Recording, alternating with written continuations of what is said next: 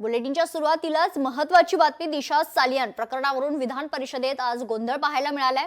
आदित्य ठाकरे दोषी असतील तर कोर्ट कारवाई करेल. विधान परिषदेत दिशा सालियान प्रकरणावरून अनिल परब हे आक्रमक झाले होते.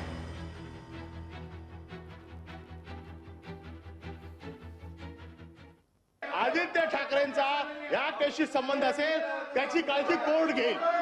एसआयटी रिपोर्ट सबमिट न केला कारवाई करा.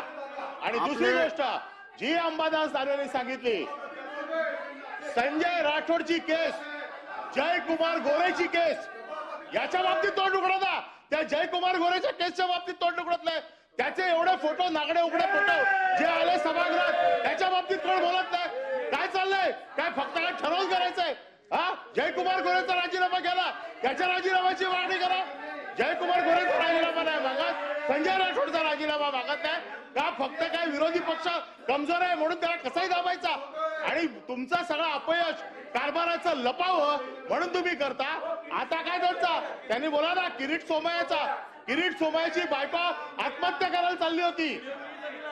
इथे व्हिडिओ दिला, त्याची चौकशी नाही होत आहे. याची व्हिडिओ दिला, त्याची चौकशी का नाही झाली? किरीट सोमय्याचा दिला ना व्हिडिओ, त्याची चौकशी करा. शिक्षण मंत्री दादा भुसे साहेब बोला. चौकशी करता. सभापती महोदय, सन्माननीय ज्येष्ठ नेते परब साहेब, जागेवर बसा. आपण अभ्यासू आहात, आपण वकील आहात. बसा, आपण जागेवर बसा. शांतता ठेवा. आपण या ठिकाणी वक्तव्य करत शांतता राखा. जरा बसा. माननीय सभापती महोदयांच्या संदर्भामध्ये आपण या ठिकाणी त्यांना नियम कायदे त्यांनी शिकवायला घेतले सभापती महोदय.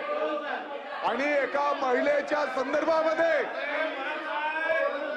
एका महिला आमदार महोदयांच्या संदर्भामध्ये रंग बदलणे, ही टीका टिप्पणी करणं योग्य नाही.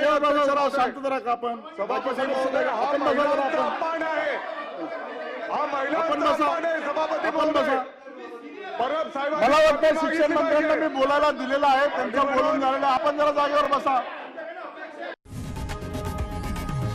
लोकशाही मराठी ऐका, पहा, जागरूक रहा.